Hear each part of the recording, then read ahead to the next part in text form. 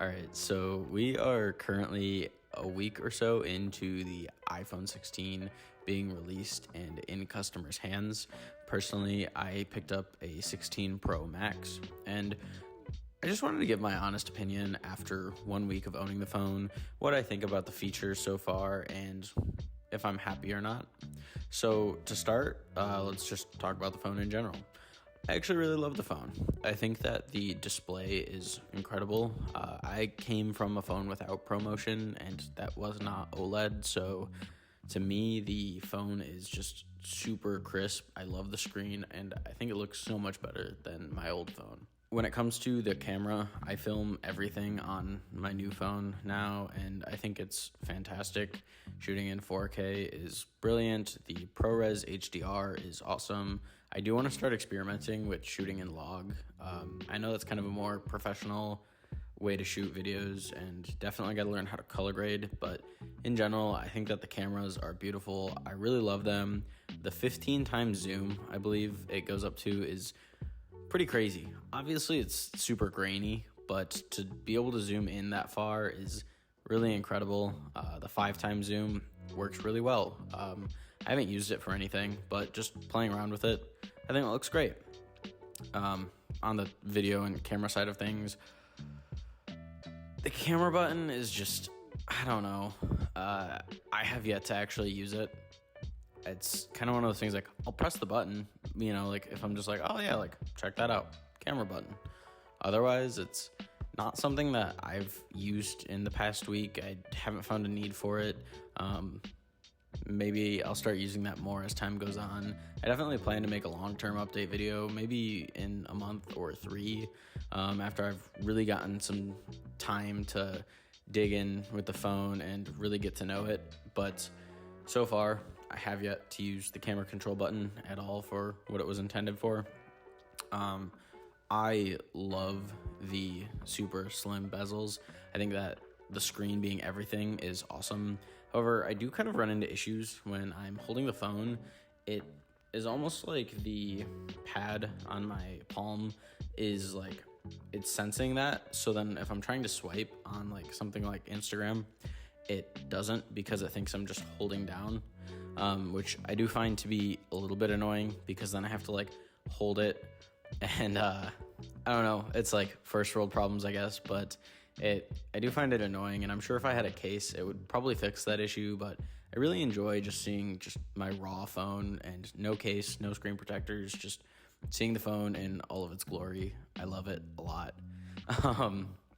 Otherwise, though, the slim bezels are beautiful. The dynamic island, obviously, that's not anything new, but it is really nice. I do enjoy it so much more over the 12 Pro Max, and I really love it.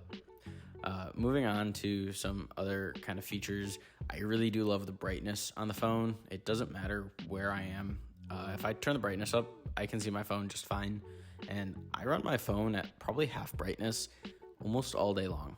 Barely do I need to like increase my phone to max brightness unless I'm outside directly in the sun beaming on my phone.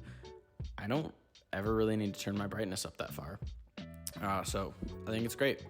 Videos, I know I already talked about that. Those are awesome. I have actually been playing around with the audio mix feature, which I think is good. I think where they're at with the audio mix feature, it's a super great start, and it's awesome. I really hope they continue to improve upon it, because I think where it's at now is a good start, like I said, but I think it could get a lot better, and I really hope they continue to improve it, because it could turn the iPhone into just a cinematic masterpiece, and you could film everything you need on one device, but I think they're definitely far away from that.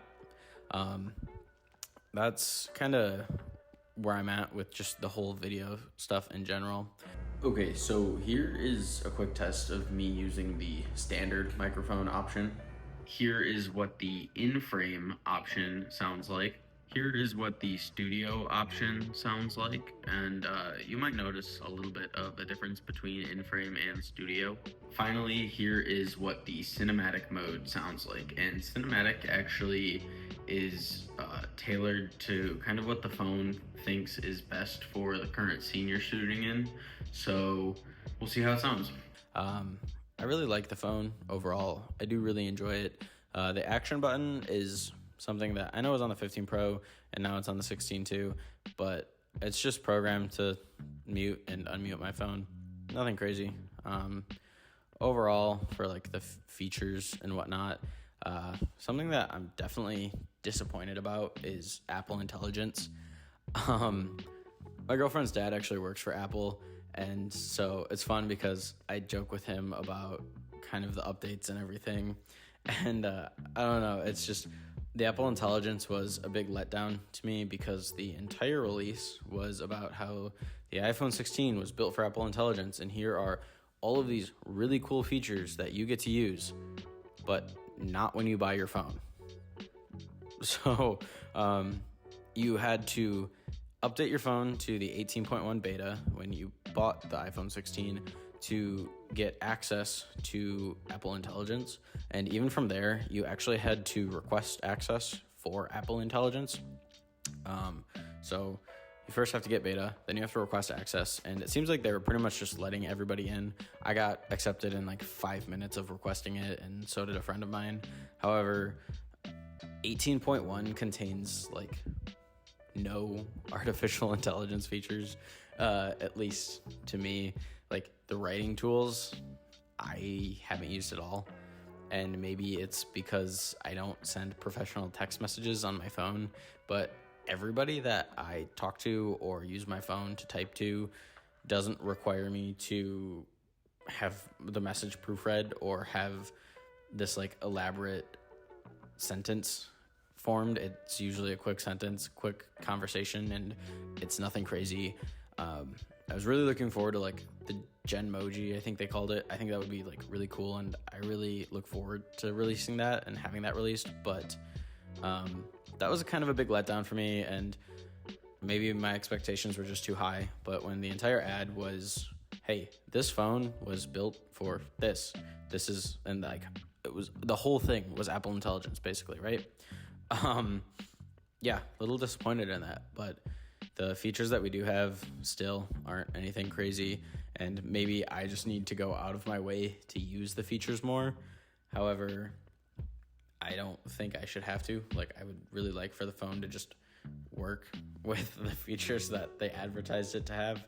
And I know that I think come end of year, December or so, I think that's when they're supposed to have a lot of those other features released. And going into next year, I think they're supposed to keep releasing the features, but that's halfway through an iPhone's, like a model's life cycle. So by then, like you're already starting like, okay, the 17, like what are we gonna do with that, you know?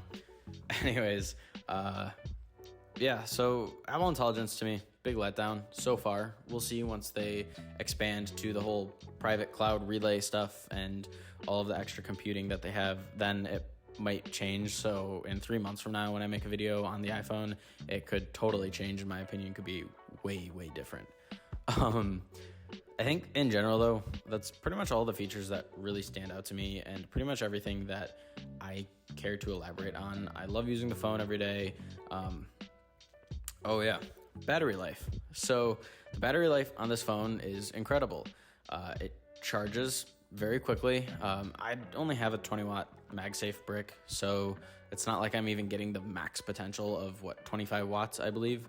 But still, it charges really fast. It works well. I think it charges faster than my 12 Pro did, so that's pretty cool. And I have yet to see my phone even touch like below 70%, other than when I'm filming. If I'm filming, the battery dies. Obviously, when you're filming, it takes more battery. But on a normal day use, I don't really see my phone drop below 70%. And that's kind of with me being on my phone quite often, you know, scrolling Instagram, scrolling TikTok, Snapchat, iMessage, whatever, most of the stuff I'm doing. Even on a pretty intense day of using my phone, battery is great. And obviously it'll degrade over time, but I've loved it so far. And I hope to keep loving the phone. And honestly, in 3 months' time, we'll see how my opinion's changed, but I've really enjoyed using the phone. Other than the couple small features I really haven't liked, and just kind of the minor inconveniences, it's great. Running the 18.1 beta has definitely had some of its challenges. I'll be trying to record and I'll just press the record button and the camera app will just instantly crash, or earlier Safari just crashed. So that was cool, but what do you expect when you're using a beta? And so I can't really be upset about that. But just more bugs for them to figure out, and I do look forward to the future releases they have for iOS 18 and really getting to explore Apple Intelligence. So overall, positive review of the phone. I would get it. If you're waiting for that first week review, I would say get the phone. Unless you have a 15 Pro, don't buy the phone, because the 15 Pro gets Apple Intelligence, so there's nothing worth upgrading to unless you're like a professional videographer. So, yeah, that's my opinion. Thanks for watching. If you really enjoyed, please consider subscribing. Please consider liking. I really just felt like putting out my opinion on this because I think it's nice. If I was looking for a phone, I'd want people to share their opinions with me too before I drop $1,200 on, a 12 Pro Max or 12 Pro Max, 16 Pro Max. So, yeah, have a good night, and I look forward to hearing what you guys have to say about the 16 Pro Max.